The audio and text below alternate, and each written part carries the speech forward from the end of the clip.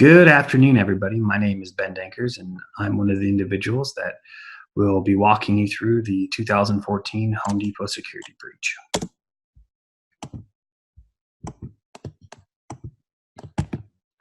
From an executive perspective, this section is really just meant to provide you with a high-level overview of what happened.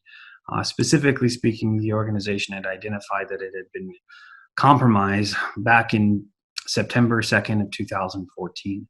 From there, they spent a few days investigating, and they really wanted to answer the question, have we been hacked?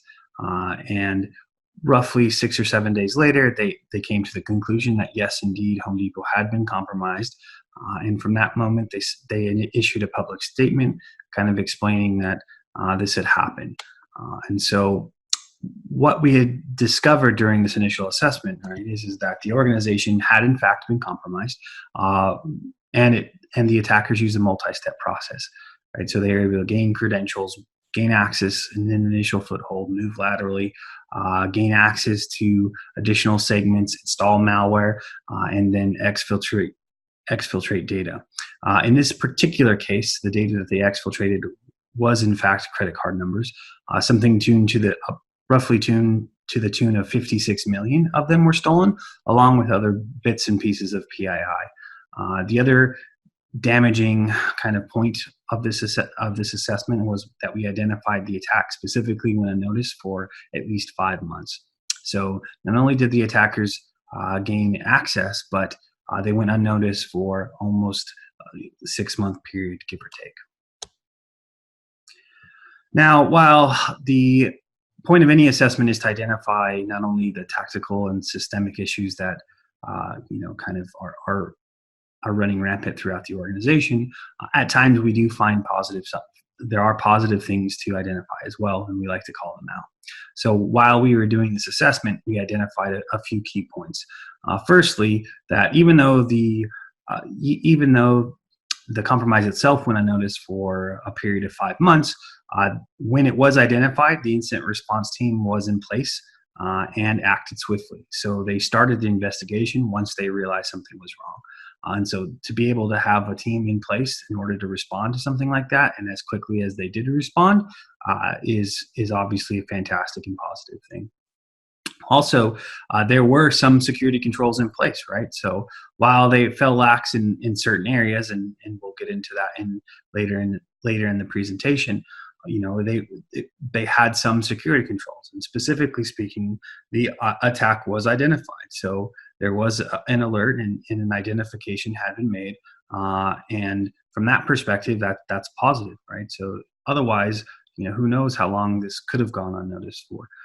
Your average attack these days, according to the Verizon report that is published annually, is somewhere in the tune of 300 plus days, right? So almost a year do your average compromises go unnoticed. And in this case, is half that time. The other positive finding that we identified was that the Home Depot team recognized that they needed to help those affected. So in other words, they turned to and I shouldn't say they turned to, they provided ID monitoring and identity protection monitoring for anyone affected with those credit card numbers that were stolen. So they were trying to be proactive as well, even if those numbers weren't used, but they wanted to make sure that anyone that could have possibly been affected had the opportunity to be protected using identity monitoring solutions. Also, the other important thing to notice is that the Home Depot team hired outside IT consultants, specifically incident response and security consultants, to help manage the IR process. So while they had an IR team, they realized that they wanted extra help in hands and eyes to make sure that the compromise was swiftly taken care of. And so they were able to onboard a host of consultants and consultant type organizations to help them through and manage the process. Hi guys, I'm Francisco. I will explain how was the Home Depot data breach. So in the first step, we have the attackers exploit the third-party credential. With this credentials, the hackers or the attackers gain access to the POS system, and this POS system is where the Home Depot could make the sales, the deals. So when the attackers gain access to this system, they install a black box. With this black box, they capture more than 50 millions of credit cards and credit card numbers, and other PAA, which is personal identifications. This black box was in the whole system for almost 5 months when they realized about this. With this data, the attackers sold it to a black market.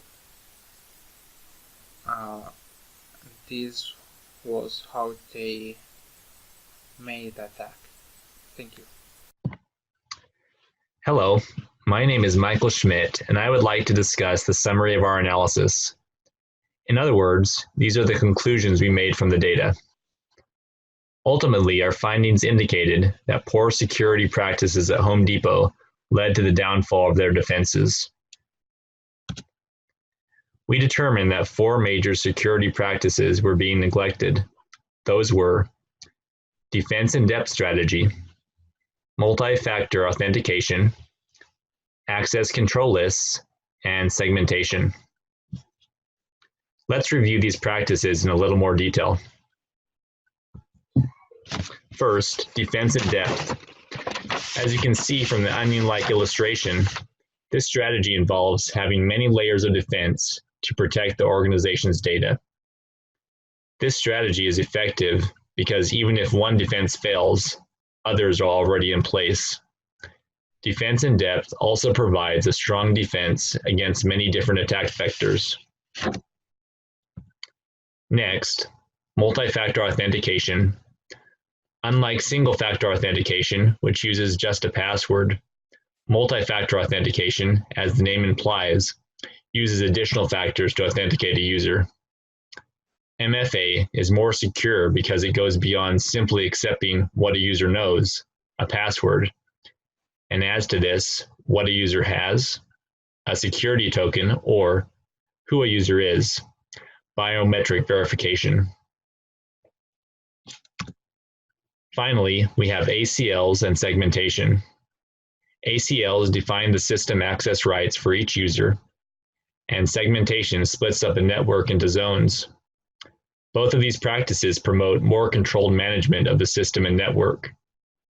The division of the system and network also limits exposure to threats. This is because a single security breach is less likely to compromise the entire system. Hello everyone, this is Tyler Randall, and I will be going through the possible actions and recommendations for Home Depot. Alright, first possible action that could be done is to implement multi-factor authentication. Things such as the use of a smart card, which is also used in government organizations for the same thing or the same purpose of having multi-factor authentication.